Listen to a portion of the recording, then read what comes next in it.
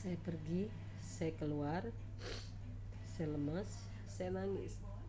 Ya Allah, hampir-hampir aja saya dosa mau menggugurkan anak ini.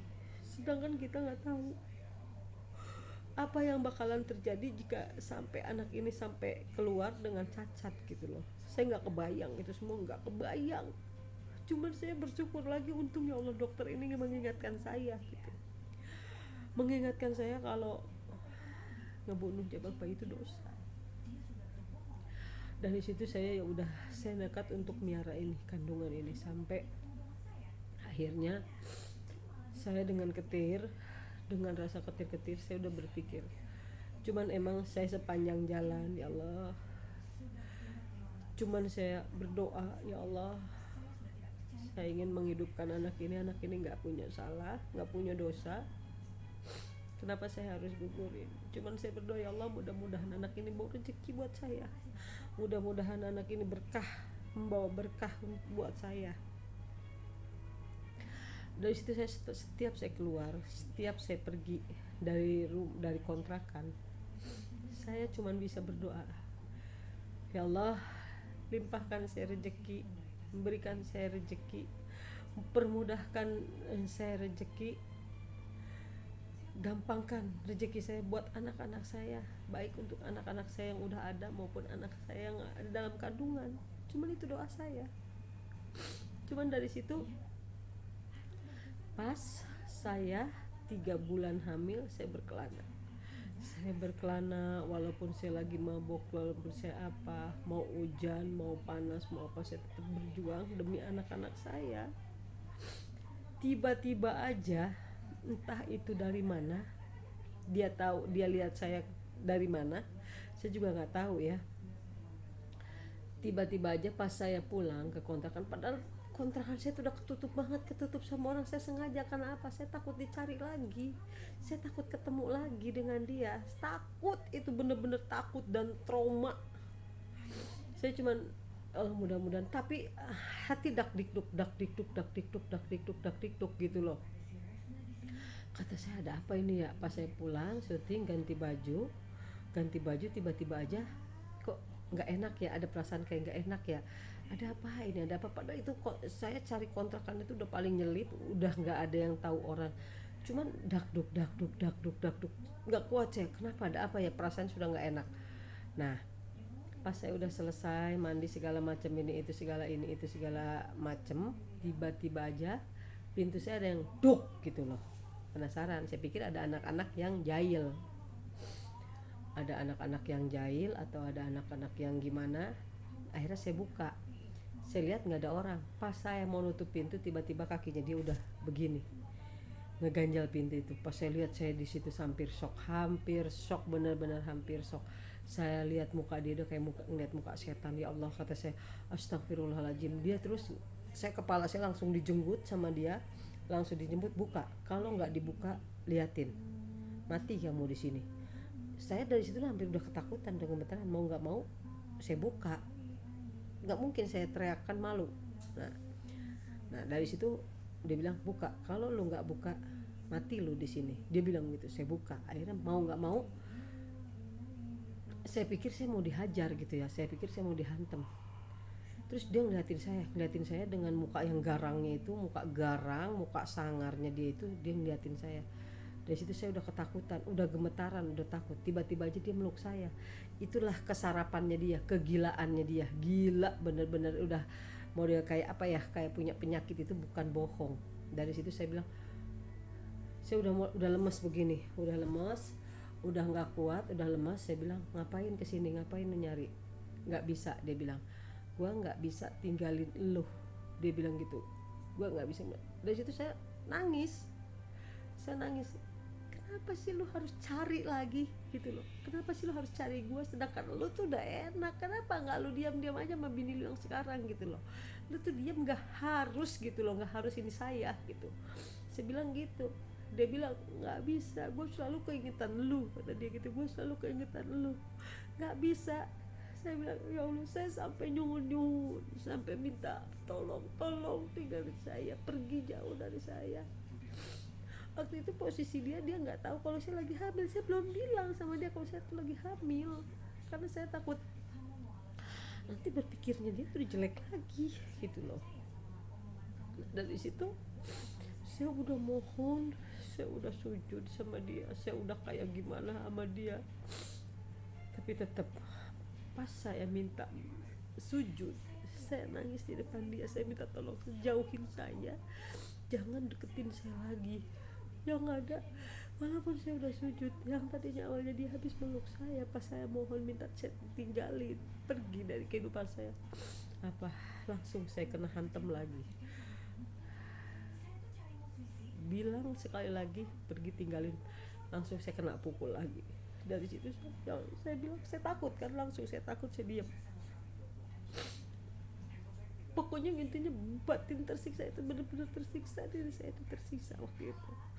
Saya langsung begini, ya Allah, apalagi ini godaan, apalagi cobaan, apalagi buat diri saya bilang, saya harus kemana lagi, saya harus pergi kemana lagi, saya bilang gitu, saya harus pergi kemana lagi, kenapa ya Allah, apakah ini cobaan darimu ya Allah untuk saya. Dari situ akhirnya apa, karena saya ketakutan daripada saya mati tapi saya dalam keadaan hamil, saya diam, saya baikin lagi dia. Karena apa, saya takut dibunuh, bukannya apa-apa, tapi saya takut dibunuh. Karena dia apa, saya tahu dia tuh punya kelainan gitu, saya tahu dia punya kelainan, makanya saya ya udahlah, saya pasrah aja. Sampai mana, sampai kapan saya ada kesempatan lagi saya pergi dari dia. Nah, saya berpikir juga kan, karena posisi saya di situ kan saya lagi hamil, saya takut nanti pas kan tetangga nggak ada yang tahu, tapi saya udah laporan sama yang punya rumah. Kalau saya itu pas ngontraknya itu saya posisi lagi hamil, saya bilang, saya cerita sama yang punya rumah, tapi kan tetangga yang lainnya nggak tahu, takutnya nanti saya dibilang hamil di luar nikah atau apa atau gimana, saya kan nggak mau juga gitu loh. Cuman saya dendam, saya harus pergi lagi dari dia suatu saat. Kalau sampai saya lahiran, saya harus pergi dari dia, saya harus pergi sejauh mungkin dari dia, jangan sampai ketemu lagi. Mungkin suatu saat dia juga bosan mencari saya gitu loh, maksud saya begitu. Nah, pokoknya hari demi hari itu hidup saya itu nggak pernah ada selalu dengan rasa ketakutan, rasa was-was, rasa gimana gitu, pasti itu setiap hari itu dia itu nggak pandang saya lagi isi atau enggak. Nah, kita lanjut. Nah, akhirnya yang punya kontrakan tahu kan. Nah, pas jadi suatu saat sumpamanya saya ketemu lagi sama dia pun, yang punya kontrakan nggak kaget. Oh, kalau itu tuh suaminya. Saya emang ngomong sama yang punya kontrakan kalau saya itu kabur dari suami. Nah, karena apa? Karena nggak kuat KDRT-nya gitu loh. Nah, dari situ dia ketemu saya, dia pergi, dia gimana sama saya. Dari situ saya langsung saya bilang gini, terus sekarang kita udah ketemu begini, kamu mau apa? Dia bilang apa? Udah, saya bakalan tinggal di sini. Kaget saya dari situ. Saya cuman VO dalam hati saya, ya Allah, kalau dia tinggal di sini lagi gimana macam hidup saya? Saya bilang, yang ada saya bakalan habis dipukulin, saya bakalan habis. Aduh, saya udah nggak kepikir, cuman saya sabar, saya sabar demi anak saya, demi yang ada di kandungan saya. Udah, saya kuat-kuatin dulu, saya kuat-kuatin sampai saya lahiran, jangan sampai saya kenapa-napa. Cuman dalam hati saya, lu mau siksa saya silakan, lu mau apa saya silakan, tapi saya berjuang, saya bermanis-manis sama dia. Nah, pas akhirnya dia beneran tinggal di situ barengan lagi. Nah, dari situ dia pas saya tahu saya muntah-muntah, dia nanya kenapa, katanya masuk angin atau gimana. Ya, daripada saya nantinya bohong atau gimana, ya mendingan saya bilang dong sama dia. Saya bilang gini, saya hamil. Dia seneng banget. Saya pikir saya bilang saya hamil, dia bakalan anak siapa gitu loh. Nggak taunya dia seneng. Itu hamil, katanya hamil anak siapa? Ya nggak mungkin dong lah, orang anak dia, orang saya pergi kabur terus dia cari ketemu lagi. Saya bilang waktu di saat saya pergi saya itu lagi hamil, saya bilang gitu. Saya nggak mau, ibarat kata kasarnya gimana gimana, saya nggak mau, saya bilang sama dia, saya nggak mau kalau sampai kejadian yang udah terulang terus membahayakan nyawa saya, hidup saya bilang gitu. Terus kata dia, ya Allah, katanya Bun, ternyata benar ngabulin katanya doa-doa dia, kata gini-gini. Itulah mulut manisnya dia yang nggak saya tahan, itu mulut manisnya dia. Sampai kata dia, Allah mudah-mudahan ya Bun, katanya setelah ada anak ini, kata kita nggak bakalan ribut terus gini-gini. Tapi saya udah sakit hati, dia udah ngehianatin saya, sakit hati, dia udah ngecewain saya, dia udah nikah lagi sama saya. Cuman saya berpikir begini, saya bilang sama dia begini, iya, kamu butuh anak ini, yang kamu mau dari dulu kamu minta saya hamil, kenyataan saya hamil, bisa kamu ngelepaskan perempuan itu, saya bilang gitu. Dia cuma ngomong iya ya, nanti katanya saya pisah dari gini-gini. Itu cuma mulutnya doang, kenyataannya enggak. Dia nggak pernah bisa ngelepasin perempuan itu, nggak pernah. Cuman iya janji doang tapi bohong, bullshit. Nah, dari situ saya mencoba bertahan sampai akhirnya sampai gede tuh. Cuman keberuntungannya saya, walaupun sesekali ibaratnya pernah saya sekali dipukul sama dia dalam keadaan hamil besar, pernah dipukul. Untungnya badan saya kuat kan, kandungan saya juga kuat, pernah. Dari situ saya bilang batin saya disiksa, lahir batin saya disiksa. Dia bilang katanya mau adil, dia bilang mau kayak gimana, tapi tetap nggak ada keadilan di dalam hidup saya, nggak ada. Yang ada dia semakin menyiksa batin saya. Itu benar, iya. Semena-mena, seenak-enaknya dia keluar masuk dari tempat saya itu, semena-mena, seenak-enaknya. Tapi setiap masuk ke rumah dia emosi, setiap masuk kayak orang kesetanan. Dari situ saya cuman nangis, saya cuman bisa nangis sambil megangin perut yang besar. Saya cuman bisa nangis sampai saya begini. Saya bilang sama dia gini, lu cuman bisa nyiksa batin, bukan cuman batin doang, lahir batin lu siksa saya bilang. Lu siksa saya lahir batin, apa nggak kasihan ini sama yang anak ada di perut, saya bilang gitu. Tapi emang kuasa Allah itu dahsyat bener-bener. Apa, walaupun saya disiksa, dipukulin, udah kayak binatang, tapi apa, ini kuat perut saya, bukan bohong, saya kuat, badan saya kuat, perut saya kuat. Saya cari uang kemana-mana dengan perut besar tanpa ada tanggung jawabnya dia.